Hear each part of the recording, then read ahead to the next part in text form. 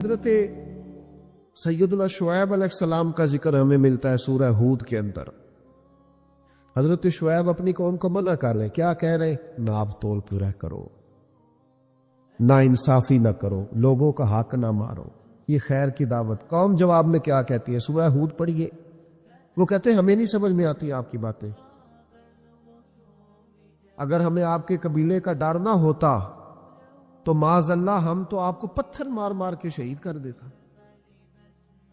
آپ انہیں تبلیغ دین کر رہے ہیں، آپ انہیں اخلاقیات سکھا رہے ہیں، آپ ان کے کردار و عمل میں خوبصورتی پیدا کرنا چاہ رہے ہیں۔ وہ کہتے ہیں اگر آپ کے قبیلے کا خوف نہ ہوتا تو ہم تو آپ کو شہید کر دیتے۔ تو جواب میں حضرت شعیب نے کیا کہا؟ جاؤ پھر موج کرو۔ انہوں نے کہا ایسی قوم کو تبلیغ کروں جو پتھر مارنے کی بات کرتی ہے؟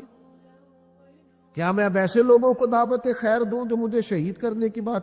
کیا خوبصورت جملہ ہے قرآن مجید نے بیان کیا۔ حضرت سیدنا شعیب فرمانے لگے وَيَا قَوْمِ اعْمَلُوا عَلَىٰ مَكَانَتِكُمْ إِنِّي عَامِلٌ، فرمانے لگے قوم والو تم اپنی جگہ کام کرتے رہو جو تم نے کرنا ہے، اور میں اپنی جگہ دین کی تبلیغ کرتا رہوں۔ کرو تم اپنا کام اور میں اپنا۔ شکوائے ظلمت شب سے تو کہیں بہتر تھا، ہم اپنے حصے کی کوئی شمع جلاتے جاتے۔ دوستو لوگ تو تادہ زدی کریں گے۔ ایک خاص بات کرنی ہے آپ سے، ایک دانشور نے مجھے تو بڑا تڑپایا ہے، ہو سکتا ہے آپ بھی تڑپ جائیں۔ دیکھا ہے جو کچھ میں نے اوروں کو بھی دکھلا دیں۔ دانشور کی بات پڑھی میں تو ٹوٹ گیا۔ اس نے کہا مسئلہ پتہ کیا ہے؟ بدی پھیلانے والے تھوڑے اور نیکی پھیلانے والے زیادہ ہیں، لیکن پھر بھی زمانے میں بدی کیوں زیادہ پھیل رہی، نیکی کم کیوں پھیلتی؟ تعداد نیکی پھیلانے والوں کی زیادہ ہے، بدی پھیلانے والوں کی کم ہے، لیکن سوسائٹی میں چلن بدی کا کیوں عام ہے؟ تو کہنے لگا اس کی وجہ یہ ہے کہ جس اخلاص کے ساتھ بدی پھیلانے والی بدی پھیلاتے ہیں نا، اس اخلاص سے نیکی پھیلانے والے نیکی نہیں پھیلاتے۔ اور جتنی محنت شیطان کرتا ہے لوگوں کو گمراہ کرنے کے لیے، اتنی محنت دیندار کیوں نہیں کرتے بچانے کے لیے؟ جس تیزی کے ساتھ لوگ دین کے مخالف کوششیں کرتے ہیں، اتنی محنت کے ساتھ دیندار لوگ جدوجہد کیوں نہیں کرتے؟ کاش کبھی لوگ اتنے مخلص ہو جائیں جتنے بدی پھیلانے والے مخلص ہیں، تو انقلاب آ جائے۔ حضرت امام احمد بن حنبل رحمۃ اللہ علیہ ایک چور کے لیے اکثر دعا مانگا کرتے تھے۔ ابو الحسن اس کا نام تھا۔ امام احمد بن حنبل کہتے یا اللہ اس پہ رحم فرما، یا اللہ اس چور پہ رحم فرما، دعا مانگتے۔ اور دعا کیا مانگتے؟ یا اللہ ابو الحسن اس پہ رحم فرما۔ ایک دن آپ کے بیٹے نے پوچھا کہ حضور لوگ بڑے پریشان ہیں کہ آپ چور کے لیے دعا مانگتے اور اس کے لیے اللہ کی رحمت طلب کرتے۔ تو امام احمد بن حنبل نے بڑی انوکھی بات کی، کہنے لگے اس چور نے مجھے حوصلہ بڑھا دیا۔ آپ فرمانے لگے دین کی ایک بات کرنے کی وجہ سے جب مجھے بادشاہ نے گرفتار کیا اور مجھے تھانے لے جایا گیا اور کوتوال مجھے بند کر رہا تھا، تو میں دیندار آدمی تھا، ساری زندگی پڑھنے پڑھانے والا تھا۔ سارے مجرم نہیں جیلوں میں جاتے، جیلوں میں تو حضرت یوسف علیہ السلام جیسے لوگ بھی رہے ہیں۔ فرماتے ہیں مجھے لے جایا جا رہا تھا تو کچھ کیفیات تھی کہ لوگ کہیں گے جناب جیل میں۔ ارشاد فرماتے ہیں کہ میں ابھی کوتوال مجھے تھانے لے کے گیا کہ وہ چور آیا اور آ کے کہنے لگا امام صاحب زمانہ جو مرضی کہے، میں جانتا ہوں آپ کی غلطی کوئی نہیں، آپ نے حق بیان کیا۔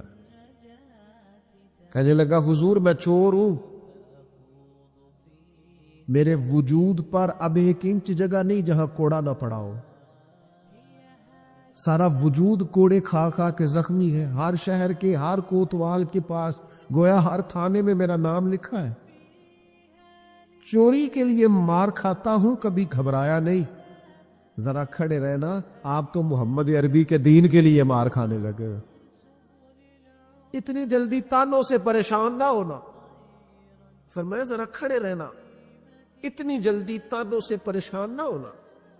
زخم پہ زخم کھا کے جی، خون جگر کے گھونٹ پی، آہ نہ کر لبوں کو سی، یہ عشق ہے کوئی دل لگی نہیں۔ ذرا ٹھہرنا پھر اگر آپ اس کام کے لیے آئے. آپ فرماتے ہیں مجھے اس کی بات نے اتنا حوصلہ دیا کہ پھر مجھے کسی چیز نے پریشان ہی نہیں کیا. میں دعا کرتا ہوں اللہ اس پہ. یہاں تو لوگ حوصلہ توڑنے آتے ہیں لوگوں کا، لوگ حوصلہ توڑتے ہیں. ذرا کو بچہ دیپ کی طرف بڑھتا ہے سوال جواب شروع کر دیتا، وہ تو ہوڑے ہی داڑھی رکھ رہی ہے. میں کہ جی تسی دسیا جے ذرا کدوں کو رکھنی چاہیے سی، لکھ دے ذرا. آپ ابھی سے ادھر نکل گئے تو آپ بتا دیں جناب کس وقت نکلنا چاہیے تھا. آپ ابھی سے، وہ ابھی کا کیا مطلب ہوتا ہے؟ جس وقت شعور کی آنکھیں کھول جاتی ہے سارے دین پہ عمل کرنا فرض ہو جاتا. پھر آپ کمزور کیوں ہوتے ہیں؟ میرے عزیز طے کریں کہ اپنے ضمیر کے مطابق فیصلے ہوگے، اللہ رسول کی رضا پانے کا کام ہوگا، اور اس تعریف سے نکل آئیں گے ہم کہ لوگ ہمارے بارے میں کیا کہتے ہیں. میں عرض کر چکا ہوں کہ داتا علی اجویری رحمۃ اللہ علیہ فرماتے ہیں کہ نبی پاک علیہ السلام کو صادق کہتے ہیں، امین کہتے ہیں، صلہ رحمی کرنے والا کہتے ہیں، اور جب کہا لا الہ الا اللہ پڑھو تو پھر جادوگر، پھر معاذ اللہ شاعر، پھر کچھ. اچھا وہ یہ سارا کچھ کہتے رہے تو کیا حضور شام کو بیٹھ کے حضرت صدیق اکبر کے پاس یا گھر میں سیدہ خدیجہ کے پاس یہ تبصرے کرتے تھے معاذ اللہ کہ دیکھو جی لوگ بات ہی نہیں سنتے، دیکھو توجہ ہی نہیں کرتے، دیکھو مجھے جادو؟ حضور یہ تبصرے کرتے تھے؟ وہ جس طرح بچہ آگ کے قریب بار بار جاتا ہے اور ماں ہاتھ پکڑ پکڑ کے روکتی نہیں، غصہ نہیں کرتی، اس کا خیال ہوتا ہے اسے پتہ ہی نہیں یہ جل جائے گا. یہ رات کو بیٹھ کے تبصرے نہیں ہوتے تھے، بلکہ اللہ کا قرآن کہتا ہے اللہ کا باقی النفس کا. اے محبوب کیا آپ اپنی جان پر کھیل جائیں گے؟ اللہ یکون مؤمنین، اس بات پر کہ یہ ایمان کیوں نہیں لاتے؟ حضور آپ نے تو جان کی بازی لگا دی گویا. اتنی محنت کرتے ہیں، اتنی محنت کرتے ہیں. یہ اللہ کا قرآن ہے. وہ جادوگر کہتے جا رہے ہیں، ساحر کہتے جا رہے ہیں، اور حضور جان کی بازی لگا کر دین بتاتے جا رہے ہیں. یہ مزاج ہے کہ آپ ان لوگوں کے بیچ کھڑے ہو کر انہی کی خیر کی بات کریں، انہی کے حق میں بھلے کی بات کریں جو آپ پر تانا زنی کر رہے ہیں. آپ انہی لوگوں کے لیے دیکھیے حضرت موسیٰ علیہ السلام کتنی جدوجہد کی جناب کلی. کبھی فرعونیوں سے مقابلہ ہے، کبھی دریاؤں کا سفر ہے، کبھی صحراؤں کا علاقہ ہے. کس طرح حضرت موسیٰ علیہ السلام نے جدوجہد کی اپنی قوم کو نکالنے کے. آپ قرآن مجید کھولیں، جگہ جگہ حضرت کلیم علیہ السلام کا ذکر ملے گا. کبھی وہ پانی کا مطالبہ لے کے آ گئے، کبھی کچھ لے کے آ گئے. دن رات حضرت موسیٰ علیہ السلام انہیں فرعون سے، فرعونیوں سے نجات دلانا چاہتے ہیں، لیکن وہ کتنی ذہنی اذیت دیتے. آپ تاریخ پڑھ کے دیکھیں، کبھی وہ ان سے کہا گائے ذبح کرو تو پوچھتے ہیں رنگ کیسا ہو، بچڑی ہو کہ جوان ہو. کبھی حضرت موسیٰ علیہ السلام کے بارے میں معاذ اللہ ثم معاذ اللہ، یہاں تک انہوں نے کہہ دیا کہ آپ نے تو اپنے بھائی حضرت ہارون کو قتل کر دیا. یہاں تک کہ ایک عورت کو کہا جا کے جناب حضرت موسیٰ پہ الزام لگا دو. کبھی وہ کہتے ہیں کہ معاذ اللہ آپ اتنا اپنے آپ کو پردوں میں چھپا کے رکھتے ہیں، کیونکہ حضرت کلیم بڑے حیادار تھے، اللہ کے سارے نبی حیادار ہوتے. تو وہ کہتے تھے لگتا ہے جسم پہ معاذ اللہ ثم معاذ اللہ کوئی عیب ہے. کبھی کوئی بات، کبھی کوئی بات، کبھی کوئی بات. لیکن آپ حضرت کلیم کو دیکھیں، وہ جہاں بھی رب کی بارگاہ میں عرض کرتے ہیں اپنی امت کی خیر ہی مانگتے ہیں، وہ اپنی قوم کی خیر ہی مانگتے ہیں. وہ اللہ کی بارگاہ میں یہی عرض کرتے ہیں مالک ان کے لیے ہدایت کے راستے واضح فرما. یہاں تک ان کی قوم نے کہہ دیا معاذ اللہ. یہ اللہ کا قرآن فرماتا ہے، آپ سورہ آراف پڑھ کے دیکھیے، وہ کہنے لگے اے موسیٰ ہمیں تو آپ سے پہلے بھی آپ کی وجہ سے تکلیف پہنچی معاذ اللہ، آپ کے بعد بھی آپ کی وجہ سے تکلیف پہنچی. وہ آپ کی ولادت کی خبر معروف ہوئی تو فرعون نے ہمارے بچے قتل کرانے شروع کر دیے، تو آپ کے تو آنے سے پہلے ہمیں تکلیفیں پہنچ رہی. لیکن حضرت موسیٰ پھر بھی کہتے ہیں اور صبر کرو تمہارا دشمن ہلاک ہو جائے، اللہ تعالیٰ تمہیں کامیابی دے گا. اور پھر اللہ تعالیٰ نے اس کا اعلان بھی فرمایا، فرمایا یاد کرو نا بنی اسرائیل والو، وہ وقت یاد کرو نا وَإِذْ نَجَّيْنَاكُمْ مِنْ آلِ فِرْعَوْنَ، پھر ہم نے تمہیں نجات دی فرعون والوں سے. پھر ہم نے تمہیں نجات دی ان لوگوں سے، فرعونیوں سے تمہیں بچا لیا. کس کی برکت سے؟ حضرت موسیٰ علیہ السلام کی برکت. اللہ نے ان کے ذریعے تبلیغ فرما کے بچا لیا. تو میرے عزیز، تانا زنی، کمزوری، یہ تو لوگ. حضرت عبادہ بن صامت رضی اللہ تعالیٰ عنہ فرماتے ہیں مجھے میرے محبوب نبی صلی اللہ تعالیٰ علیہ وسلم نے نصیحت فرمائی تھی، اور میں نے اپنی زندگی میں وہ باتیں اپنے دل کے ساتھ، گرہ کے ساتھ باندھ کے رکھی، اور مجھے بڑا فائدہ دیا انہوں نے.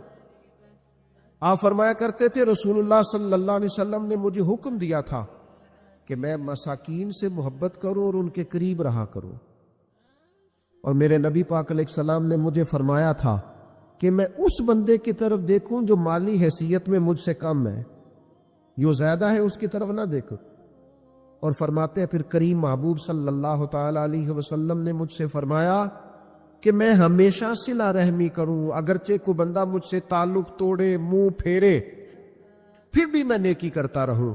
اور اللہ کے حبیب علیہ السلام نے مجھ سے فرمایا کہ کوئی چیز جب مجھ سے مانگی جائے تو میں فوراً دے دوں، انکار نہ کروں، اور اگر میری پہنچ میں ہو، یہ شارحیل حدیث نے لکھا ہے اگر پہنچ میں ہو تو وہ چیز دے دی جائے. اللہ کے پیارے حبیب علیہ السلام نے فرمایا. حضرت ابو سعید خدری رضی اللہ تعالیٰ عنہ حدیث کے راوی ہے، مسند امام احمد بن حنبل میں موجود ہے. حضور علیہ الصلوۃ والسلام نے فرمایا تم میں سے کوئی شخص اگر کوئی ایسا موقع دیکھے جہاں اللہ کے احکام کو توڑا جا رہا ہے تو اسے چاہیے کہ وہاں بات کہنے میں حقارت محسوس نہ کرے، تبلیغ کر دے، بات کہہ دے، لوگوں کو بتا دے. اور فرمایا اگر ایسا نہیں کرے گا تو اللہ قیامت کے دن اس سے پوچھے گا وہاں تجھے بات کرنی چاہیے تھی، تو نے کیوں نہیں کی؟ تو عرض کرے گا یا اللہ میں لوگوں سے ڈر گیا تھا. تو حضور فرماتے رب فرمائے گا میرا زیادہ حق تھا کہ تو مجھ سے ڈرتا، لوگوں سے ڈر گیا، تجھے مجھ سے ڈرنا چاہیے تھا. اور یاد رکھیں جو اللہ سے ڈرتا ہے پھر وہ کسی اور سے نہیں ڈرتا. آپ خیر کی بات کہہ دیں. وہ ہمارے بزرگ تھے، مجھے بات بڑی پسند ہے سادی سی پر بڑی انوکھی ہے. بازار میں سفر کر رہے تھے، جا رہے تھے تو ایک عورت کو دیکھا بغیر پردے کے، گلے میں دوپٹہ ڈالے جا رہی ہے. تو حضرت صاحب چہرہ ادھر کیا ہوا ہے، پتر مسلمانہ دی بیٹی ہے، مسلمانہ دا ملک ہے، میرا پتر سر کج. بڑی سخت اور بڑے تلخ لب و لہجے میں وہ خاتون کسی امیر گھر کی محسوس ہوتی، تلخ لہجے میں بابا جا اپنا کام کر. تو حضرت اس کی بات سن کے بڑے تحمل اور بردباری سے فرمانے لگے پتر میرا یہی کام ہے، میں کام نہیں لگا، میری یہی ڈیوٹی ہے جو بندہ غلط بات کرے اسے تھوڑی سی ادب سے نصیحت کرو، میرا یہی کام ہے، میں کام نہیں لگا. تو وہ بات جو دل سے نکلتی ہے اثر رکھتی. پر نہیں طاقت پرواز مگر، آپ کہے تو صحیح دین کی بات، اپنے بیٹے کو بھی نہیں کہتے حضور کے دین کا پیغام، چھوٹے بھائی سے بھی نہیں کہہ سکتے، اپنے ماتحتوں سے بھی نہیں کہہ سکتے آؤ یار نماز کے لیے چلے. اپنے گھر میں بھی اتنی جرت اور طاقت نہیں رکھتے، ہر کام کے لیے ناراض ہوتے ہو، لیکن صرف لوگوں کے ڈر سے کہ لوگ کیا کہیں گے، ہر وقت کمزوری دکھانا. میرے عزیز اس سے آپ نکل جائیں، اس بات سے پرواہ نہیں کی لوگوں نے، لوگ نکل گئے. آپ یقین کریں کتنے بڑے تھے حضرت زبیر بن عوام، فرماتے تھے کسی کی جرت نہیں تھی کبھی کہ میری طرف آنکھ اٹھا کے دیکھے، لیکن پھر میں نے کلمہ پڑھا، مجھے اوڑھنے دے اذیتیں، تو میری عادتیں نہ خراب کر. فرماتے چٹائی لپیٹ کے نہ میرے گرد مجھے باندھ کے، تو اس کو میرا چچا آگ لگا دیتا تھا. وہ جو دھواں ہوتا تھا نا اس کا، ایک دھواں بڑی تکلیف دیتا ہے اگر آپ دھوئے میں گر جائیں. فرماتے اس سے مجھے اذیت پہنچتی، تکلیف پہنچتی، لیکن ہر لمحہ میرے دل سے بھی صدا نکلتی حق وہ ہے جو رسول پاک لے کے آئے، سچ وہ ہے جو نبی کریم علیہ السلام نے بیان فرمایا. کسی جگہ بھی کسی کمزوری کا اظہار ہے، کیوں ہم کمزور پڑ گئے؟ اللہ جانے کون سی ایسی باتیں ہیں جن کی وجہ سے ہم پیچھے رہتے جا رہے ہیں. میرے عزیزوں ان کمزوریوں سے اپنے آپ کو نکالو. میں آپ سے عرض کروں نبی پاک علیہ السلام کی خدمت میں ایک صحابی آئے. بات مضبوط کر دوں, واقعہ سنایا ہے نا, تو کچھ لوگ سمجھتے ہیں کہ یہ واقعہ ہے, تو میں ایک حدیث پاک امام بہقی کی لکھی ہوئی عرض کرتا ہوں. نبی پاک علیہ السلام کے ایک صحابی آئے اور ان کا سر پھٹا ہوا تھا, خون بہ رہا تھا. سرکار نے فرمایا کیا ہوا؟ عرض کی حضور ایک عورت جا رہی تھی, میری نظر پڑی, ابھی نظر پڑی ہے کہ میرے آگے ستون آ گیا تو میرے سر پہ لگ گیا. نبی پاک صلی اللہ علیہ وسلم نے فرمایا تیرے لیے خوشخبری ہے, اگر دنیا میں تیری غلطی کی تجھے سزا ملی ہے تو پھر رب تجھے قیامت میں سزا نہیں دے گا. پھر اللہ قیامت میں سزا, بعض گناہ ایسے ہیں جن کی یہاں بھی سزا ملے گی اور وہاں بھی ملے, لیکن میرے بھائی پہلی بات یہ ہے کہ اللہ تعالیٰ اس غلطی کی یہیں سزا دے لے, اور دعا فرمائے اللہ تبارک و تعالیٰ یہاں بھی معافی عطا فرمائے, وہاں بھی معافی عطا فرمائے, اللہ درگزر ہی فرمائے. لیکن میرے بھائی ایک تو یہ ایک سزا یہ ہوتی ہے کہ انسان جب گناہ کرنے لگتا ہے تو اللہ نعمتوں کے دروازے کھولتا ہے, مہلت دیتا ہے. 500 سال تک فرعون کو مہلت دی. کتنے؟ یہاں جو 5 سال حکومت کر لیتا ہے وہ کہتا ہے سب سے قابل میں ہی ہوں, مجھے مہلت جو ملی ہوئی ہے. 500 سال مہلت دی اللہ تعالیٰ نے. اور فرعون کی قوم پر پتہ عذاب کس طرح کے آئے تھے؟ ٹڈیاں مسلط کر دی اللہ نے. یہ گھومتی نہیں چھوٹی سی, ہم اپنی زبان میں اس کو کچھ لوگ مختلف ناموں سے یاد کرتے ہیں, کوئی مکڑی کہتا ہے, کوئی کچھ کہتا ہے. مسلط کر دی, جاتی نہیں. ان پر بنی اسرائیل کے ان مقابل جو فرعون کی قوم تھی ان پر الزام اس طرح کا عذاب آیا کہ مینڈک مسلط کر دی اللہ تعالیٰ. برتن کھولتے تھے اندر مینڈک نکلتا تھا, دنیا کی ہر دوائی استعمال کرتے تھے لیکن مینڈک نکل آتا تھا. تھوڑا سا سمجھا کریں چیزوں. ہمارے رنگ نہیں زیادہ گورے کہ ہم پر عذاب نہیں آتا. کوئی بہت زیادہ اللہ تعالیٰ معاف فرمائے دولت نہیں جمع کرا بیٹھے شاہی خزانے میں کہ ہم سے پوچھا نہیں جائے. یہ مہلت ہے, مہلت کو مہلت سمجھو. پھر جب پکڑ آتی ہے نا اللہ کریم کی, میں نے دیکھا ہے کروڑوں روپیہ, 6 اولادیں. ایک شخص کے بچے باہر سے آ رہے تھے, وہ بندہ بیمار تھا. مجھے کہنے لگا حضرت جی دعا کریں میں ان کے آنے سے پہلے پہلے مر جاؤں ورنہ آ کے مجھے مار دیں گے. دعا کریں. اتنی بے سکونی, کروڑوں روپیہ پڑا ہے تو یہ عذاب نہیں. کوئی ضروری ہے کہ پتھر برسیں گے تو سمجھ آئے گی؟ یہ جو سگا بیٹا بوڑھے باپ کے قریب سے گزر جاتا ہے, سلام نہیں لیتا, تو اس کو عذاب نہیں سمجھتے؟ یہ جو امت کی بیٹیاں, امت کی بچیاں, ہماری بچیاں, ایک سال کے اندر 75 ہزار بچی ایک ڈویژن سے بھاگ کے شادی کر رہی ہے, ایک صوبے سے. تو اس کو آپ اللہ کا عذاب نہیں سمجھتے؟ یہ معمولی بات ہے. نہیں ہمارے رنگ ہو رہے ہیں, ہم بڑے سمارٹ ہیں. 1500 سال مہلت دی نوح علیہ السلام کی قوم کو. کتنے سال؟ بول کے بتائیے, بول کے دوبارہ بولیے. 1500 سال. کوئی آدمی اپنی سمارٹنس پہ خوش نہ ہو جائے کہ 20 سال ہو گئے میں تو نافرمانی بھی کر رہا ہوں, روٹی بھی پک رہی ہے, میں تو حرام بھی کھا رہا ہوں, پھر بھی سب ٹھیک ہے. 1500 سال مہلت دی. پھر حضرت نوح کہنے لگے اللہ میں نے تو بڑا سمجھایا, نہیں باز آتے. تو رب کریم نے فرمایا کشتی بناؤ. اللہ کے پیغمبر کشتی بنانے لگے تو قوم مذاق اڑانے لگ گئی. اب کیا کرنے لگے ہو؟ اب کشتی بنانے لگے ہو, خیر تو ہے, قوم مذاق اڑا رہی ہے. حضرت نوح علیہ السلام کا آپ نے کشتی بنائی, پانی کہاں سے نکلا؟ نہ بارشیں ہوئی نہ سیلاب آئے. ایک تندور تھا, اس کے اندر سے پانی نکلنا شروع ہو. کبھی تندور سے بھی پانی نکلا ہے, پر جب نکالنے والا چاہتا ہے تو وہاں سے بھی ایک تندور سے پانی نکلا. اتنا نکلا, اتنا نکلا, اتنا نکلا کہ قوم ساری ڈوب گئی. قرآن مجید کے صفحات شہادت دیں گے کہ حضرت نوح کی قوم کا بچہ بہ گیا. بچے صرف وہ تھے جو حضرت نوح کے ساتھ ہو گئے, تباہ ہو گئی. اللہ بے نیاز ہے, بے نیاز.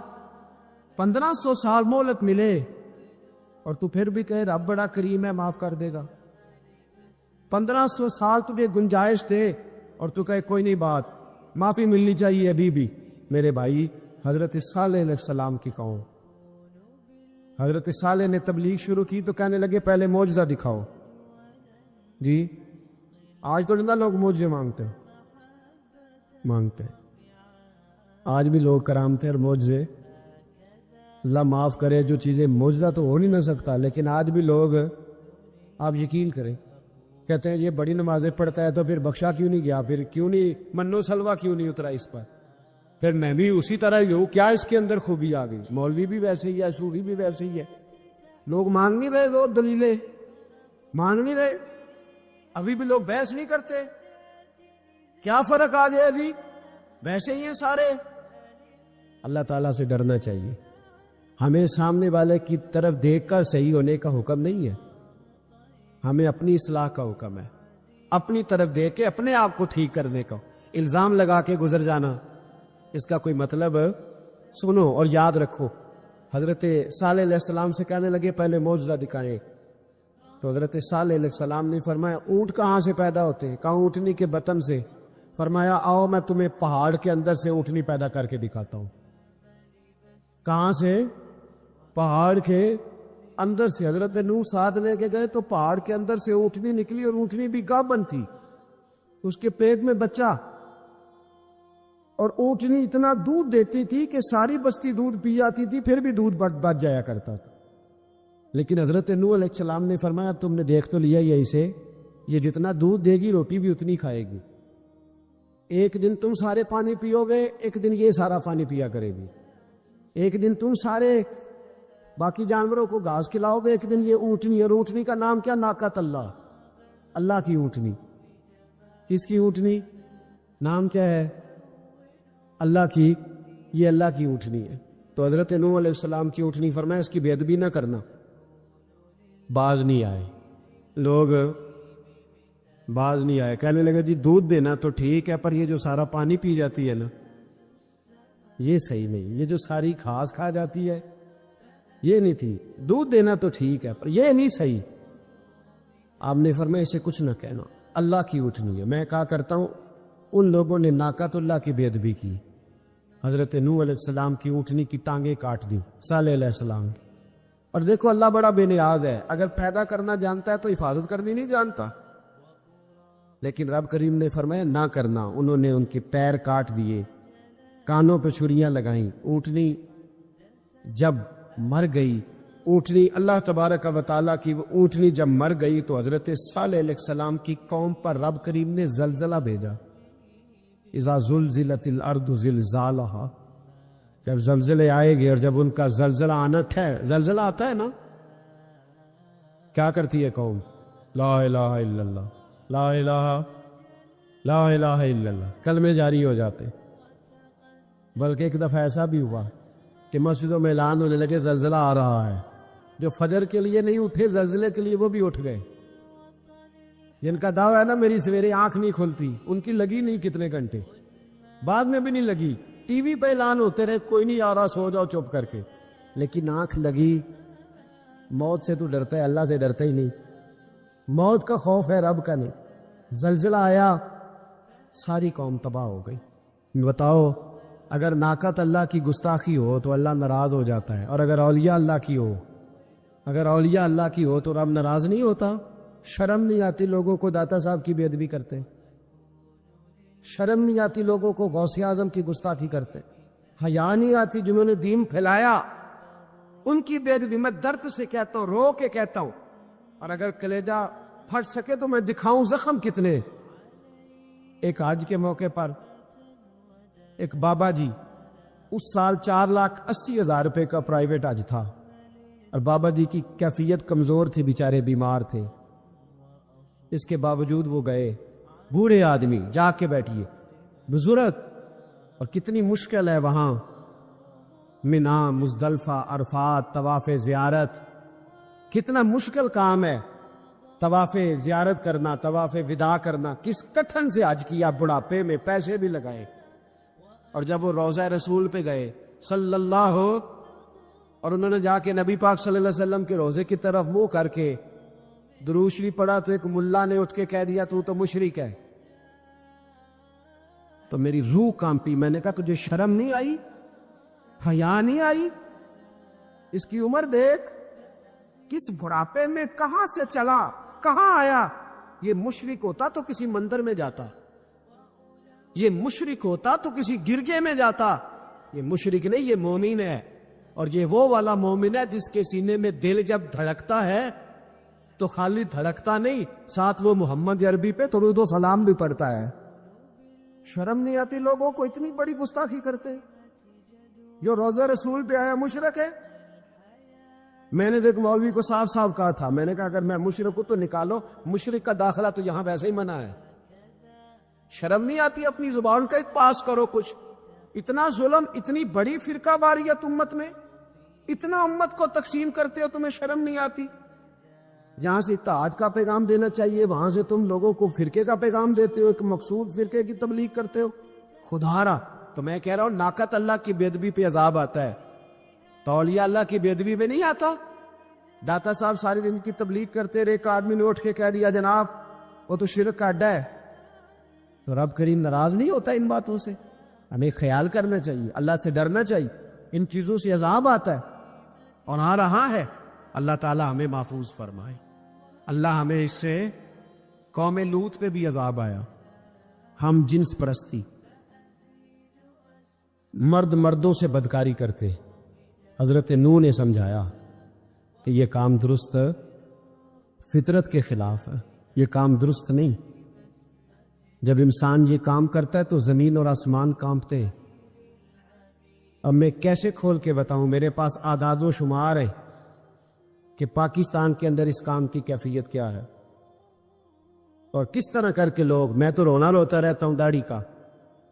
لوگ کئی دفعہ کہتے ہیں حضرت صاحب پہلے بھی آئے تھے تو داڑھی کی بات, پھر بھی آئے تو داڑھی کی بات. تو میں رونا روتا ہوں, اس لیے روتا ہوں کہ جو کلین شیو نوجوان ہوتا ہے وہ امرد کے حکم میں, اس پر وہی حکم لگتا ہے جو عورت پہ لگتا ہے. اس کے ساتھ مرد کا اٹھنا بیٹھنا اسی طرح نہ جائے گا جس طرح عورت کے ساتھ. حضرت جنید بغدادی رحمت اللہ تعالیٰ علیہ کے سامنے ایک شخص نے کہا وہ کتنا خوبصورت نوجوان جا رہا ہے, تو آپ فرمانے لگے تو حافظ قرآن نہیں؟ کہا ہاں. فرمانے لگے جا اپنے حفظ کی خیر بنا. وہ شخص کہتا ہے میں نے اس بغیر داڑھی والے کلین شیو نوجوان کو بری نظر سے دیکھا, مجھے قرآن پاک ہی بھول گیا, سارا قرآن پاک بھول. اور کتنے سال میں دعائیں کرتا رہا, بیت اللہ کے طواف کرتا رہا, میں یاد بھی کرتا تو نہیں ہوتا. کیسے اب تو ہمارا نعت کہاں بیوٹی پارلر سے ہو کے آتا ہے, ہم کسی اور کو کیا پیغام ہے. وہ پیغام, وہ نظام, وہ طریقہ کار جس کا حکم تھا شریعت میں. قوم لوط پر عذاب آیا. صحیح بیٹھتے ہوں گے بچے جو موٹر سائیکلوں پہ بیٹھتے ہیں. میں نے گجرانوالہ کی سڑکوں پہ بچوں کو, نوجوانوں کو جو تماشے کرتے سرے عام دیکھا ہے تو مجھے ڈر لگتا ہے. اور کوئی روکنے والا نہیں, شغل ہو رہا ہے, ہنس رہے ہیں, اور سامنے عورتیں بھی ہے, سب ہو رہا ہے. کتنی تکلیف کی بات. حضرت نوح کی قوم یہ کام کرتی تھی, قرآن پاک نے بیان کیا ہے. حضرت نوح نے سمجھایا, فرمایا رب کریم نے تمہیں اپنی خواہش پوری کرنے کے لیے جائز طریقہ عطا فرمایا, عورتوں سے نکاح کرو, اور اس نکاح کی برکت سے جو اللہ تمہیں اولاد دے گا اس کو اللہ تبارک و تعالیٰ تمہارے لیے باعث بخشش بھی فرمائے گا. لیکن جب قوم نہ مانی تو جو قوم لوط کا عمل کرے اس کا علاج قرآن نے بیان فرمایا کہ آسمان سے پتھر برسیں گے. پھر پتھر برسے اور جن کے بڑے بڑے اچھے دماغ تھے ان کے دماغ چکنا چور کر دیے گئے, تباہ کر دیے گئے, ان کے دماغ زمین پر بچھاڑ دیا گیا. اللہ مہلت دیتا ہے. ایک دوست ہے ہمارے, میں وزیر آباد میں ان کے گھر بیٹھا تھا تو ایک میڈیکل, میرا کسی شخص پہ اعتراض کرنے کا میں مجموعی بات کرتا ہوں. میں ایسے ڈاکٹروں کو جانتا ہوں جو اللہ تعالیٰ فضل کرے سچ مچ کے نیک ہیں, اچھے لوگ.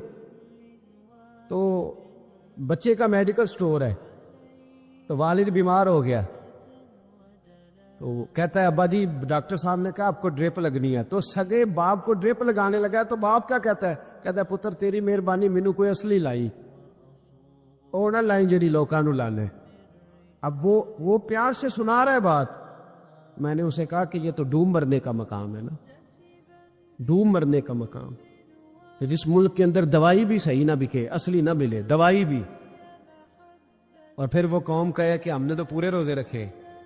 ملا رومی کہتے ہیں بنی اسرائیل کا بندہ ہے، صنم پتھر کو کہتے ہیں، بت کو کہتے ہیں، بت کے سامنے کھڑا ہے اور ساری رات کہتا ہے یا صنم یا صنم یا صنم، اے پتھر اے بت، ساری رات پکارتا رہا۔ رات گہری ہو گئی، نیند کا غلبہ تھک گیا، سونے کے قریب آیا تو غلطی سے منہ سے نکل گیا یا صمد، یا صنم کی جگہ نکل گیا۔ رب کریم نے فرمایا جبریل دوڑ کے جا، جو مانگتا اسے دے دے۔ حضرت جبریل عرض کرتے ہیں مولا بھول کے تیرا نام لے رہا ہے، بھول کے لے رہا ہے۔ تو رب کریم نے فرمایا چل نام تو میرا ہی لے رہا ہے نا، میرا لے رہا ہے نا، یا اللہ وہ۔ اللہ کریم نے فرمایا جھوٹے کے سامنے ساری رات کا کھڑا ہے، ساری رات کا پکار رہا ہے، اسے کچھ نہیں ملا، تو سچے کا نام لیا ہے، اگر میں بھی کچھ نہ دوں اور بت میں اور مجھ میں فرق کیا رہ جائے گا؟ جا جو مانگتا ہے جھولی بھر کے دے، نام تو لیا ہے نا۔ او بھائی تو بہانا تو بنا دا، آ تو صحیح نا، تو یہاں آ جا، پہنچ جا، آ جا، بس بیٹھ جا، اس کی بارگاہ نام میں حاضر کو ہونا تجھے فرصت ہی نہیں۔ تو یاروں کے لیے ٹائم نکالتا ہے، بازاروں کے لیے ٹائم نکالتا ہے، گلیوں کے لیے ٹائم نکالتا ہے، چوکوں چوراہوں کے لیے ٹائم نکالتا ہے، ہفتے میں ایک دن ہوٹلنگ کے لیے بھی جاتا ہے، لیکن کبھی چھپ کے دو نفلوں کی تجھے توفیق نہیں ہوتی۔ اور میں کئی دفعہ کہہ چکا ہوں جس بندے کو بغیر عبادت کے رزق زیادہ ملنے لگ جائے اس پر آزمائش ہوتی ہے رب کریم کی۔ اللہ فرماتا ہے اس کو پیسے دو، اسے آنے نہ دینا، اس کو چل پیسے دوڑ جا۔ لوگ سمجھتے ہیں میں بڑا ذہین و عقل مند ہوں، دیکھو میں اپنی ہوشیاری سے چلاکی سے آگے نکل گیا، تو آزمائش ہے، یہ تو آزمائش ہے رب کریم کی طرف سے، یہ تو اس کی خفیہ تدبیر ہے۔ میرے بھائی اس کی بارگاہ ناز تک جو آ گیا، آنے تو ہماری ذمہ داری ہے کہ نہیں؟ پھر اس کی رحمت آگے بڑھ کے استقبال کر لیتی ہے، پھر اللہ کا فضل اس کو تھام لیتا ہے اس بندے۔ میرے حبیب کریم سید عالم صلی اللہ علیہ وسلم نے فرمایا اللہ نے اپنی رحمت کے 100 حصے کیے، حضور فرماتے ہیں ایک حصہ اللہ نے دنیا میں نازل کیا۔ کتنا؟ ایک حصہ۔ فرمایا یہ جو ماں بیٹے سے پیار کرتی ہے، باپ بیٹے کے لیے مزدوری کرتا ہے، یہ جو بہن بھائی کے لیے روتی ہے، یہ جو بیوی شوہر کے لیے دعا مانگتی ہے، یہ جو بچے ماں باپ سے پیار کرتے ہیں، فرمایا یہ اس ایک رحمت کا نتیجہ ہے، ایک رحمت کا نتیجہ۔ تو صحابہ کہنے لگے یا رسول اللہ وہ 99 کدھر ہے؟ نبی پاک نے فرمایا رب کریم نے سنبھالی ہوئی ہے، قیامت کے دن تمہیں عطا فرمائے گا۔ حضرت حبیب اجمی رحمت اللہ علیہ فرماتے ہیں میں سود کا کاروبار کرتا تھا توبہ کرنے سے پہلے، کئی دفعہ میں نے توبہ کی تھی، لیکن میری اس توبہ کے اندر صداقت نہیں ہوتی تھی، میرا دل بھی گواہی دیتا تھا کہ یہ نا بہت سارے بندے کہتے ہیں آئندہ نہیں کرتا آئندہ نہیں کرتا، وقت ٹپاتے ہیں، جس طرح بندوں کو دھوکہ دیتے ہیں اس طرح معاذ اللہ توبہ بھی اسی طرح کی کرتے ہیں، لیکن بعد میں دوبارہ اسی ڈگر پہ چل نکل پائے جس میں پہلے ہوتے ہیں۔ آپ فرماتے ہیں میں کئی دفعہ توبہ کرتا تھا تو توڑ دیتا تھا، آج میں نے توبہ کی۔ کس طرح کی؟ سود کا میں دھندا کرتا تھا تو میں سود کے پیسے لایا، گوشت پکنے کو دیا بیوی کو سود کے پیسوں کا، یا بیوی نے ہنیا چڑھائی، تھوڑی دیر گزری تو وہ سارا گوشت خون بن گیا، میری بیوی اٹھا کے لائی، کہنے لگی لے جائیے جو تو غریبوں کا خون نچوڑ کے لایا تھا نا یہ خون بن گیا، خود بھی پی اور اولاد کو بھی پلا۔ کہتے میں نے سچی توبہ کا فیصلہ کیا، آج میں نے پہلے میں سچی توبہ کا ارادہ نہیں کرتا، آج سچی توبہ کا فیصلہ کیا، اور میں نکلا حضرت حسن بصری کے پاس گیا، ان کی بیعت ہوا، توبہ کی، انہوں نے مجھے اعمال بتائے، پھر توبہ کی۔ کہتے جب توبہ کے لیے گھر سے نکلا تو چھوٹے چھوٹے بچے کھیل رہے تھے، ایک بچہ کہا جاؤ بہت بڑا سودیا ہے، اس کا سایہ بھی پڑ گیا تمہارے اندر نحوست آ جائے گی، پیچھے ہٹ جاؤ سود کا دھندا کر پائے۔ کہتے مجھے اور چوٹ لگی کہ یا اللہ تیری چھوٹی چھوٹی مخلوق بھی یہ سمجھتی ہے۔ کہتے میں توبہ کرنے گیا تو کھڑی توبہ کر کے آیا، حضرت حسن بصری کے پاس رو رو کے توبہ کی، میں وہاں سے واپس آیا تو بچے بھی کھیل رہے تھے، کہتے وہ بچہ جو پہلے بولا تھا کہ پیچھے ہٹ جاؤ بڑا سود والا ہے نحوست پڑ جائے گی، وہ بچہ پھر آواز دے کے کہنے لگا دوستو پیچھے ہٹ جاؤ، رب کریم کا ولی آ رہا ہے، اللہ کا بندہ آ رہا ہے، کہ ایسا نہ ہو ہمارے پیروں سے گرد اڑے اور اس ولی کے اوپر پڑے اور اس کی توہین ہو جائے، اللہ ہم سے ناراض نہ ہو جائے ولی کی توہین کر کے، پیچھے ہٹ جاؤ۔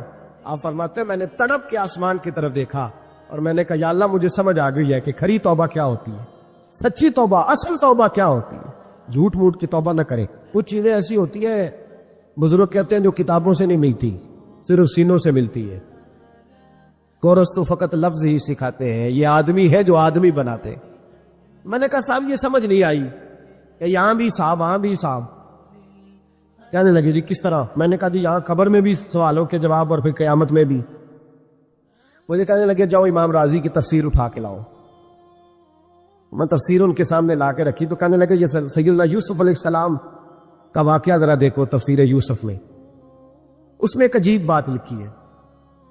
حضرت یوسف علیہ السلام کے زمانے میں قحط ہو گیا، اور جناب یوسف علیہ السلام نے، کیونکہ آپ اللہ کے نبی سے پہلے سے جان گئے قحط ہوگا، تو حضرت یوسف نے گندم پہلے سٹاک کر لی تھی بہت زیادہ۔ باقی علاقوں میں جب قحط پڑا نا، اب سب لوگوں نے مصر کی طرف رجحان کیا گندم لینے کے لیے۔ تو حضرت یوسف علیہ السلام نے نا خیر کے دروازے پر بندے کھڑے کر دیے، فرمایا جو بندہ آئے نا اس سے 2 سوال پوچھنا، جو آئیں گے لوگ گندم خریدنے، جو آئے 2 سوال پوچھنا، ایک پوچھنا کہاں سے آیا ہے اور ایک پوچھنا لے کے کیا آیا ہے۔ ایک پوچھنا سمجھ آ رہی ہو بات، اور دوسرا پوچھنا کہ لے کے سونا لے کے آیا ہے، چاندی گندم خریدنی ہے تو کیا چیز لے کے آیا ہے، کہ نقد پیسے لایا ہے، یہ پوچھ لینا۔ جو آئے دے باتیں پوچھنا، ایک پوچھنا کہاں سے آیا ہے اور دوسرا پوچھنا کیا۔ ایک روایت میں 3 سوال بھی ہیں، لیکن فرمایا پوچھنا 2 سوال ضرور۔ انتظار تھا نا بھائیوں کا کنان سے آنے والوں کا، فرمانے لگے سب سے 2 سوال پوچھنا، جب کنان والے آئے نا ان سے صرف اتنا پوچھ لینا کہ وہ کہاں سے آئے ہیں۔ اگر پوچھے نا کنان سے آئے ہیں تو پھر یہ نہ پوچھنا کیا لے کے آئے ہیں، پھر میں جیب میں خود ٹٹول لوں گا وہ کیا لے کے آئے۔ باقیوں سے 2 سوال۔ جب میرے بھائی آئے نا، بھائی پانیاں دے ویری ہوندے تے بھائی پانیاں دی باواں، جب میرے بھائی آئے تو ان سے یہ نہیں پوچھنا کہ وہ کیا، بس یہ پوچھنا کہ کہاں، اتنی بات پوچھنا، باقی میں پوچھ لوں گا۔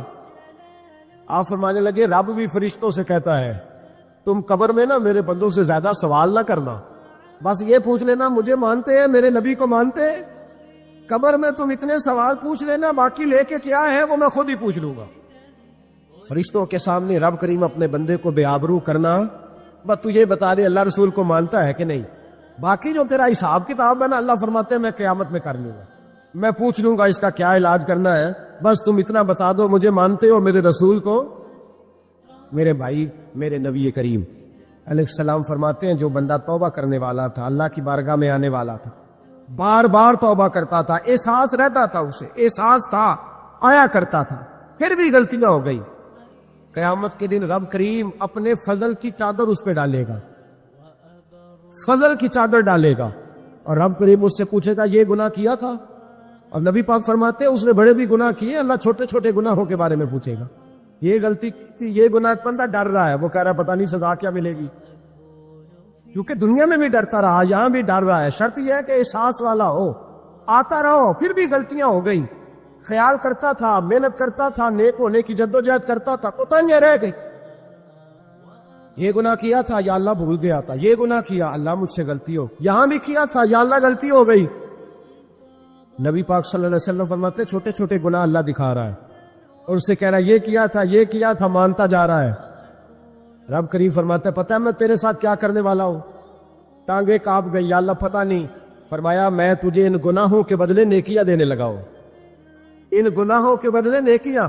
نبی پاک فرماتے ہیں فٹافٹ ہی بول پڑا، کہنے لگا یا اللہ میں نے تو بڑے بڑے گناہ بھی کیے، اگر تو نے گناہوں کے بدلے نیکیاں دے دیا تو میں نے یا وہ دوسرے کدھر ہیں؟ میرے حبیب کریم علیہ السلام فرماتے ہیں رب مسکرائے گا جو رب کی شان کے لائق ہے، اللہ فرمائے گا تیرے دل میں احساس تھا، تو آیا کرتا تھا، تو توبہ کرتا تھا، تو میری بارگاہ ناز میں آتا تھا، پتہ تیرے اوپر چادر کیوں ڈالی ہے؟ یا اللہ نہیں، فرمایا میں تجھے اپنی رحمت کی چادر میں چھپا کے جنت میں داخل کر دوں چاہتا ہوں۔ میرے بھائی تو آ تو صحیح، خدا را یہ جو جتنی دنیا داری ہے نا، یہ تو آپ ہر وقت کریں گے تو راضی ہوں گے لوگ، ہر وقت۔ اور یہ جو ہم نے پلاننگ کی ہوئی ہے نا کہ میں فلانا کام کر کے سیاںا ہو جاؤں گا، تو اتنی مہلت نہیں دی اللہ پاک، وہ کہتا فوراً آ، اپنی منصوبہ بندی بدلے، رحمت الہی کی جانب توجہ کرے، اپنا ذہن رب کریم کے بارے میں کرم والا بنائے، اور یہ ارادہ کرے کہ میں اس کی بارگاہ میں آؤں گا تو وہ مجھے عطا کرے گا. اپنے بازو پہ بھروسہ نہ کرے, اپنی عقل پہ بھروسہ نہ کرے. بھروسہ جب بھی کرے خدا کی رحمت پہ کرے, اس کے فضل پہ کرے, اس کے کرم پہ کرے, اور ذہن بنائے کہ اللہ معاف کرنے والا ہے. ہماری ذمہ یہ ہے کہ ہم اپنے گناہوں کا احساس پیدا کریں. ہماری ذمہ داری یہ ہے کہ ہم توبہ سچی اور کھری کریں. ہماری ڈیوٹی یہ ہے کہ ہم اللہ کی بارگاہ میں صحیح معنوں میں حاضری دیں. ایک ڈاکٹر خود مجھے کہنے لگے, وہ میرے دوست ہے, ہلکا پھلکا کورس کیا ہوا ہے, کہتے میرے دوست ہے کئی سارے لوگ, تو ایک ایسا ہی ہمارے شعبے کا آدمی تھا, تو اپنے ابا جی کو وہ ڈرپ لگانے لگا, تو ابا جی کہنے لگے پتر مینو اصلی لا دے تیری مہربانی, مینو اصلی لا دے تیری مہربانی, لوکھا علی نہ لا دے. یہ حال ہو گیا ہے. دوا مجھے بتائیں وہ قوم اخلاقی طور پہ کتنی گر چکی ہے جو دوائیوں میں زہر بیچتی ہے, دوائیوں میں. اور میں انشاءاللہ کسی موقع پر تفصیل سے اس پر گفتگو کروں گا, بڑی تفصیل سے. میں نے بہت سی معلومات اکٹھی کی ہیں کہ کتنا ظلم کرتے ہیں یہ لوگ, لکھنے والے بھی, لانے والے بھی, بیچنے والے بھی, کتنے بڑے مجرم ہیں, صحت کے ساتھ کھیلتے ہیں. توبہ کیا ہے؟ میرے نبی پاک علیہ السلام کے غلاموں نے توبہ کی تقسیم کی. حضرت حسن بصری سے کسی نے پوچھی توبہ کیا ہے, تو آپ نے فرمایا توبہ یہ ہے کہ جب تو توبہ کر لے تو پھر اس جگہ نظر نہ آنا جہاں کھڑے ہونے سے رب رسول ناراض ہوتے. اور فرمایا توبہ یہ ہے کہ جب تو نے توبہ کر لی پھر وہاں سے غیر حاضر نہ ہونا جہاں حاضری کا تجھے اللہ رسول حکم دیتے. یہ تیری توبہ ہے. اور اگر تو ایسا نہیں کرتا پھر تو نے توبہ نہیں کی, پھر تو نے مذاق کیا. میرے بھائی رحمت الہی آواز دیتی ہے کہ طرف رجوع کریں, دوڑے اور رحمت کی امید رکھ کے آئے. یہ سمجھ لے کہ اللہ پاک, میں ایک بات اکثر کرتا ہوں, نبوت کا دروازہ بند ہوا ہے. داتا گنج بخش علی اجویری نے کہیں نہیں لکھا تھا کہ میرے بعد علی بن عثمان اجویری دوسرا نہیں آ سکتا. حضرت مجدد صاحب کہیں نہیں لکھے گئے کہ دوسرا مجدد الثانی پیدا نہیں ہوگا. حضرت بہاءالحق نقشبند بخاری نے کہیں نہیں کہا کہ میرے جیسا ولی نہیں ہو سکے. بزرگوں نے کبھی نہیں کہا تو جدوجہد تو کر. اقبال کہتے ہیں آج بھی ہو اگر ابراہیم کا ایماں پیدا, آگ کر سکتی ہے انداز گلستہ پیدا. تو پروگرام تو بنا, آگے کی طرف تو سفر کر. میرے نبی کریم سید عالم صلی اللہ علیہ وسلم نے فرمایا تیرے آ جانے سے تیرا رب راضی ہو جاتا ہے, جب تو آتا ہے تو تیرا اللہ راضی ہو جاتا ہے. یہ جو ہماری مشکلات ہوتی ہیں نا, جن میں ہم الجھے ہوتے ہیں, وہ جو ہمیں جادو ہو جاتا ہے, تویز کر دیتے ہیں ہمارے قریبی رشتہ دار, وہ تویز نہیں ہوتے, وہ ہمارے اعمال کی سزا ہوتی ہے, ہمارے اعمال کی سزا ہوتی. ہم وہ ڈھونڈتے پھرتے ہیں کہ بابا مل جائے پھونک مارے صحیح کر دیں, حالانکہ وہ ہمارے اعمال کی سزا ہے. ہمیں اپنی تربیت کرنی چاہیے ہمیں. اور ویسے بھی دم دروز تویز دھاگا میں اکثر کہا کرتا ہوں, میں کہتا ہوں میں نے کسی کتاب میں نہیں پڑھا کہ کوئی بندہ نبی پاک سے یمن سے دم کرانے آیا ہو کہ میں حضور سے دم کرانے جا رہا ہوں, مصر سے آیا ہو دم کرانے, شام سے دم کرانے آیا ہو. میرے نبی پاک کے پاس جو بھی آیا کرتا تھا نبی پاک کا دین سیکھنے آیا کرتا تھا. دم درود تو ایک ضمنی چیز ہے, ذلی چیز ہے, ہو گیا تو ٹھیک ہے, ورنہ اللہ پاک اگر بیماری میں راضی ہے تو نبی پاک نے خود بیماری کو سینے سے نہیں لگا کے رکھا. خود اللہ کے محبوب سید عالم صلی اللہ علیہ وسلم کا وصال بیماری کے ساتھ ہوا. تو بیماری تو مریدنی ہے میرے نبی پاک کی, وہ تو کنیز ہے حضور کے گھر کی. عام دام پر سے مطلب کھری توبہ, سچی توبہ. اور کس طرح کی توبہ؟ میرے نبی کریم علیہ الصلوۃ والسلام نے ایک دن صحابہ سے پوچھا ایک بات تو بتاؤ, بخاری مسلم کی حدیث ہے, یا رسول اللہ پوچھئے. نبی پاک صلی اللہ علیہ وسلم نے فرمایا اگر کوئی آدمی صحرا میں سفر کر رہا ہو, بہت بڑا صحرا ہو, اونٹ پر اس کا سفر ہو, اور اس نے اونٹ پر کھانے پینے کا سامان باندھا ہو, پیسے بھی رکھے ہو, پانی بھی رکھا ہو, تھک گیا سفر کرتا کرتا, درخت کی ایک ٹہنی کے ساتھ اونٹ کی نکیل باندھی اور درخت کے نیچے لیٹ کے آرام کرنے کے لیے. اللہ کے حبیب فرماتے ہیں اچانک اس کی آنکھ لگ گئی, جب جاگا تو اس نے دیکھا کہ اونٹ تو غائب ہو گیا ہے. اب نہ کھانا ہے, نہ پانی ہے, نہ پیسے ہیں, اور صحرا بڑا لمبا ہے, پیدل سفر بھی نہیں کر سکتا. تھوڑا سا ڈھونڈا, پھر موت کا انتظار کرنے لگا, سوچنے لگا اب موت آئے گی, اب مر جاؤں گا. اللہ کے محبوب فرماتے ہیں تھوڑی دیر گزری, جب بالکل مایوس ہو گیا تھا تو اچانک نظر پڑی تو اونٹ اس کا سامنے کھڑا تھا. پھر نبی پاک سے صحابہ سے پوچھتے ہیں بتاؤ, اس کی کل کائنات اجڑ گئی تھی, راز ضائع ہو گئی تھی, ہر شے لٹ گئی تھی, دوبارہ اسے مل گئی ہے, بتاؤ اسے کتنی خوشی ہوگی. صحابہ کہنے لگے یا رسول اللہ نئی زندگی مل گئی اس بندے کو, وہ ساری دنیا سے زیادہ راضی ہے. تو میرے کریم رسول صلی اللہ علیہ وسلم نے فرمایا رب کریم کا نافرمان بندہ جب اس کی بارگاہ میں آ کے توبہ کر پائے تو اللہ اس سے بھی زیادہ راضی ہو جاتا ہے. کہنا ایک جگہ میں حاضر تھا تو وہاں دستائے فضیلت کا جلسہ تھا، تو ایک مولانا نے تقریر کی، جس طرح تاجر کہہ لیتا ہے نا جی میں الحمدللہ اگر کمائی کرتا ہوں تو غریبوں کو بھی دیتا ہوں، سمجھا لیا نا اپنے آپ کو۔ رشوت لینے والے نے بھی ایک دلیل گاڑ لیا، وہ کہتا میں امیروں سے نہیں، میں غریبوں سے نہیں لیتا۔ تو امیروں کا حساب لینے کی ڈیوٹی اللہ نے آپ کی لگائی ہے کہ آپ حساب کریں امیروں کا کہ وہ کیا کر رہے ہیں۔ یہ ہم نے نا یہ دلیلیں گاڑ لی ہے، یہ ہم نے دلیل گھاڑ لی ہے کہ وہی اپنے آپ کو مطمئن کرنے کی۔ میں حاضر تھا تو ایک مولانا تقریر کی دی، عالم ساری رات۔ یہ صرف علماء کی بات نہیں، ہر طبقے نے اپنے بارے میں اس طرح کی چیزیں یاد کر لی ہیں، ہم نے رٹ لی ہیں۔ جیسے خامد نے یاد کر لیا ہے کہ کسی غیر کے لیے سجدہ جائز ہوتا تو اللہ عورت کو حکم دیتا، نبی پاک حکم دیتے کہ وہ خامد کو سجدہ کرے۔ تو بی بی نے بھی یاد کر لیا ہے کہ حضور نے فرمایا تم میں سب سے بہتر وہ ہے جو بیوی کے حق میں بہتر ہے۔ سب نے اپنی اپنی مرضی کی چیزیں، دوسری کی مرضی کی چیز کسی نے یاد نہیں کی، سب نے اپنی اپنی مرضی کی چیزیں یاد کر لی۔ تو مولانا تقریر کر رہے تھے، کہنے لگے جی حضور نے فرمایا ہے کہ عالم ساری رات سویا رہے اور عابد ساری رات عبادت کرتا رہے، درجہ پھر بھی عالم کا زیادہ ہے۔ پر دوسرے آئے انہوں نے بھی اسی حدیث پہ بات کی، تیسرے آئے تو انہوں نے بھی اسی حدیث پہ بات کی۔ تو میرا نمبر آیا تو میں نے کہا جی یہ جو حدیث آپ سنا رہے ہیں نا، یہ حدیث بالکل ٹھیک ہے، بالکل ٹھیک ہے کہ عالم ساری رات عشاء پڑھ کے سوئے، فجر کے وقت اٹھ کے فجر پڑھے، اور عابد ساری رات نماز پڑھے تو درجہ پھر بھی عالم کا زیادہ ہے۔ بالکل ایسے ہی ہے، بلکہ ایک حدیث میں تو یہ ہے کہ 70 عابد بھی عبادت کرے اور عالم سویا رہے تو ان 70 سے سونے والے عالم کا درجہ، یہ بات بالکل ٹھیک ہے۔ لیکن میں نے کہا اس کا بھی خیال رکھو کہ یہ حدیث غوث پاک کو بھی آتی تھی، یہ غوث پاک کو بھی آتی تھی حدیث، اور بڑے عالم تھے، پر وہ تو عشاء پڑھ کے مصلے پہ بیٹھتے تھے اور فجر تک مصلے پہ بیٹھے رہتے تھے۔ حالانکہ یہ حدیث انہیں بھی آتی تھی، یہ حدیث خواجہ معین الدین چشتی کو بھی آتی تھی، اور وہ بڑے عالم تھے، لیکن اس کے باوجود وہ عشاء پڑھتے تھے اور فجر تک مصلے پر بیٹھے رہتے تھے۔ حضرت عثمان غنی سے بڑا عالم تو کوئی نہیں نہ ہوگا اس زمانے میں، حضرت عثمان غنی رضی اللہ تعالیٰ عنہ جیسا شخص تو کوئی نہیں نہ ہوگا، پر وہ عشاء کے بعد قرآن پاک پڑھنا شروع کرتے تھے اور فجر سے پہلے پہلے قرآن پاک ختم کر لیا کرتے۔ تو دلیلیں صرف بحث کے لیے یاد نہ کریں، اپنے آپ کو بچانے کے لیے یاد نہ کریں، اپنے وجود کو سکون دینے کے لیے دلائل نہ یاد کریں۔ میں دین کے کس دائرے سے کس طرح بچ کے نکل سکتا ہوں، اس کے لیے دلائل یاد نہ کریں، عمل کے رستے پہ آئیں، عمل کے رستے پر۔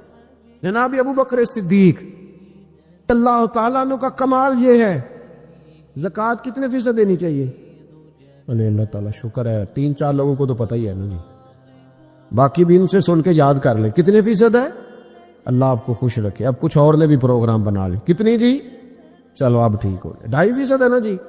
آپ یقین کریں کسی تاجر سے آپ بات کر کے دیکھ لیں، 6 گھنٹے مناظرے کے بعد وہ مانتا ہے کہ 2.5% دوں گا میں صحیح کہہ رہا ہوں آپ کو۔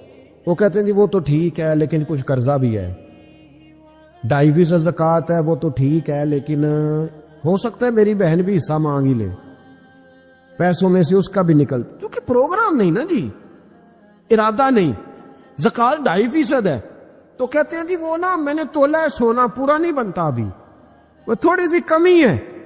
یہ اس وقت دلائل ہیں، اس وقت ابحاث ہیں جب دینے کا پروگرام، اور تاجروں نے اب ایک نیا سلسلہ شروع کی، کہتے تھوڑی تھوڑی سارا سال ہی دیتا رہتا ہوں، تھوڑی تھوڑی کر کے۔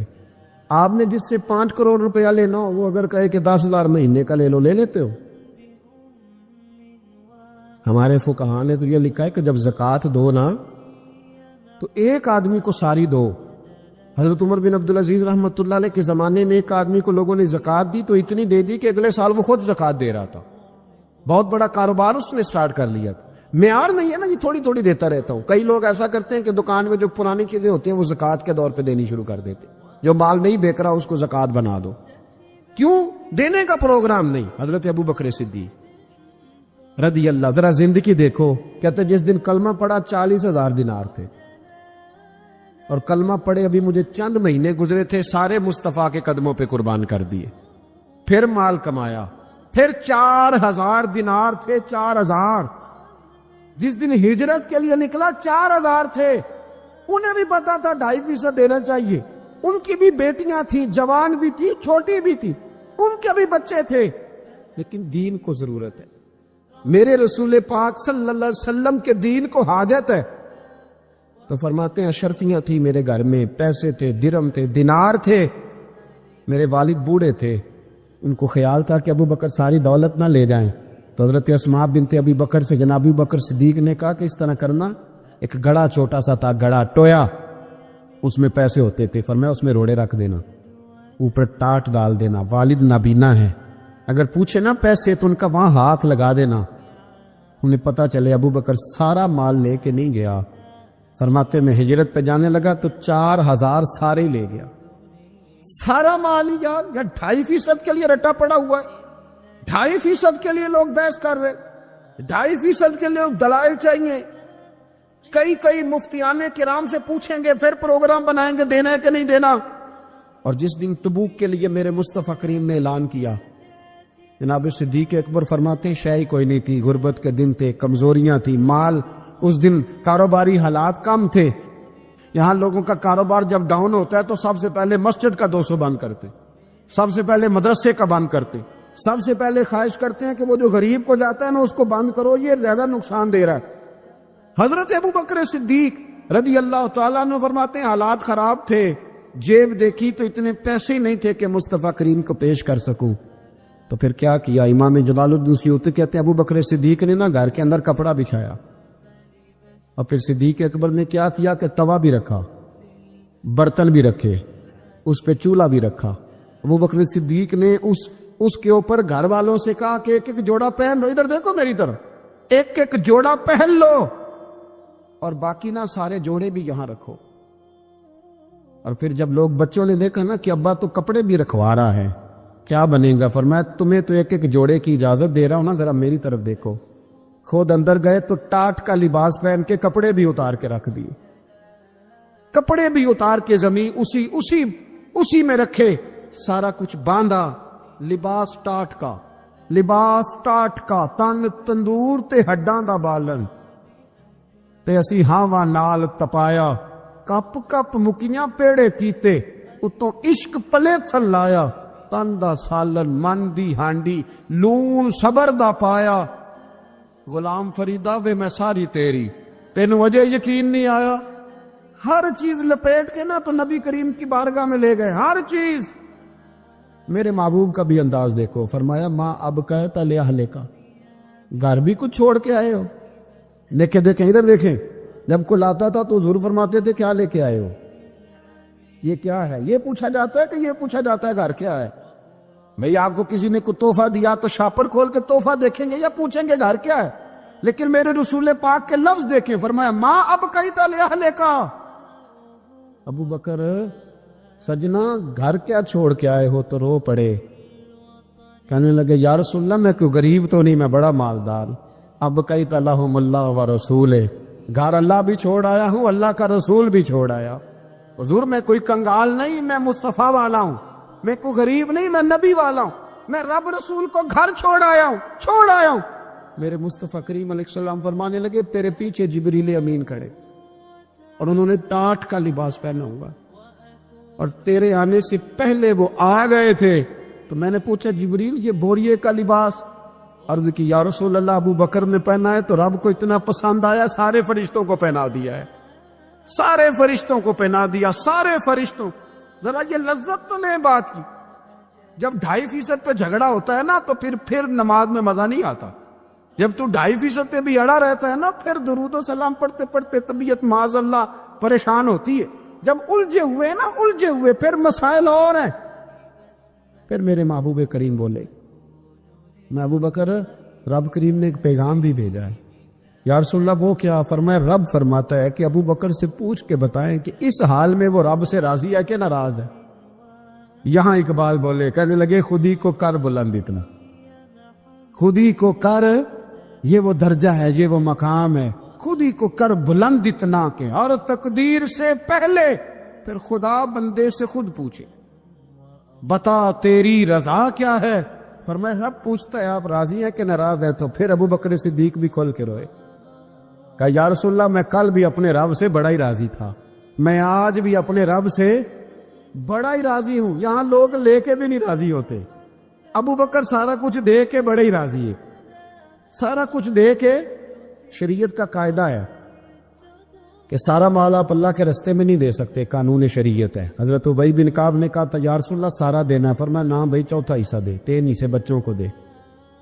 حضرت ابو لبابہ نے کہا تھا میں اس پر دلائل دے سکتا ہوں، احادیث موجود ہیں، حضور سارا مال دینا، فرمایا نہ بھائی چوتھا حصہ دے، 3 حصے بچوں کو دے۔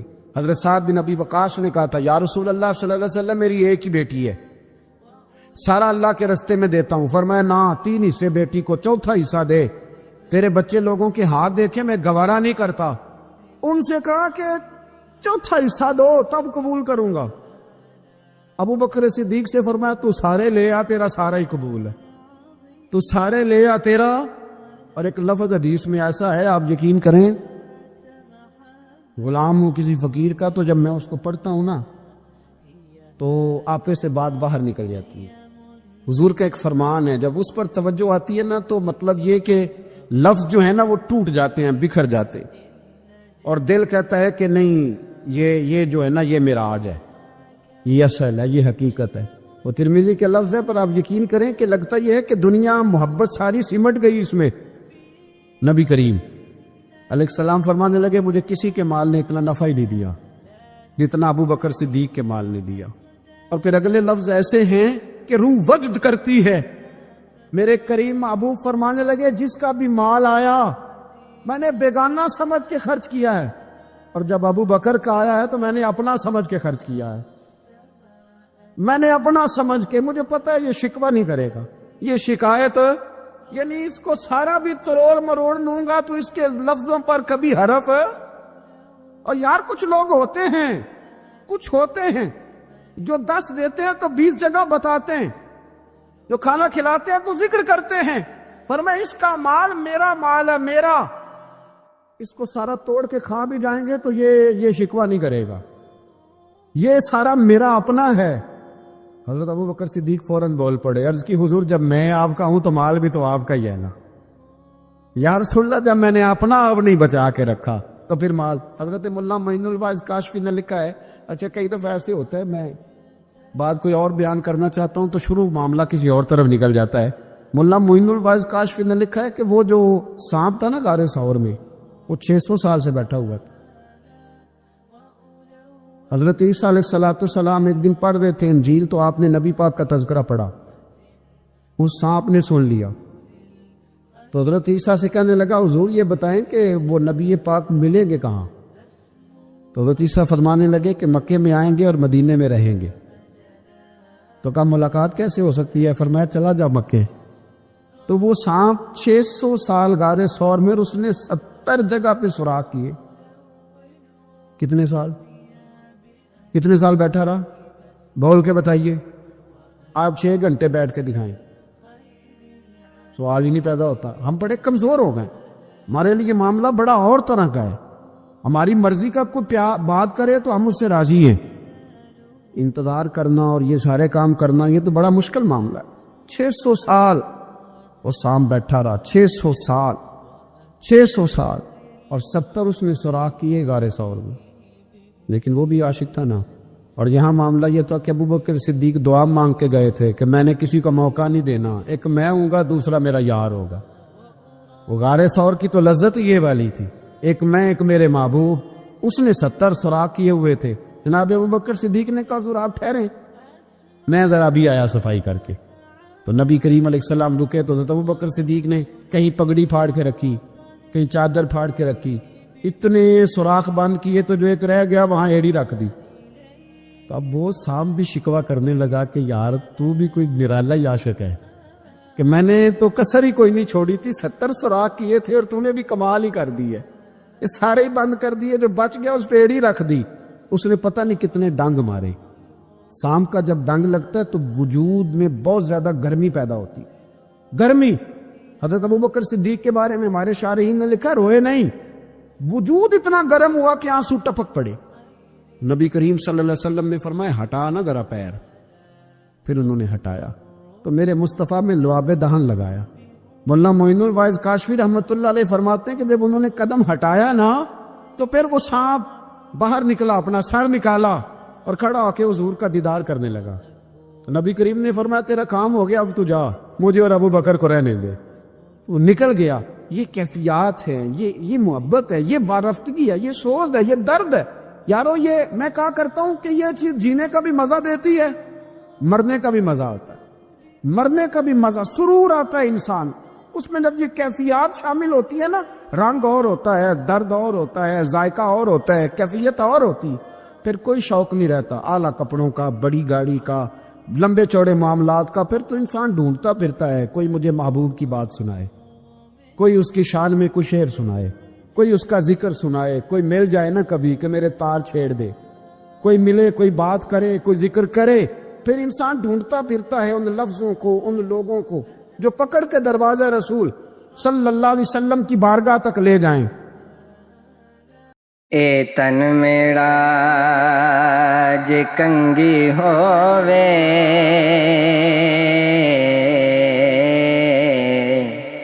تے میں زلف محبوب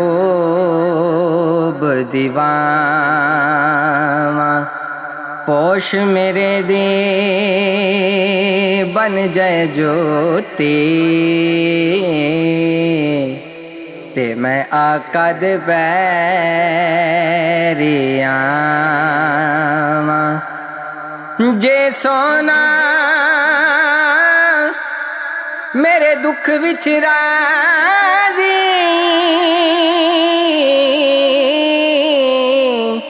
تے میں سکھ نو چلے ڈاواں. یار فریدا کتے مل پے سونا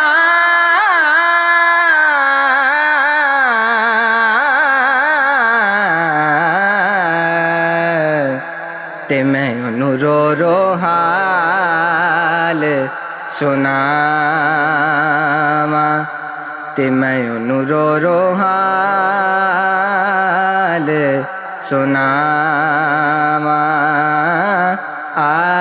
میں ڈڈولا کراں بیٹھی زاری میں ڈڈولا کراں بیٹھی زاری.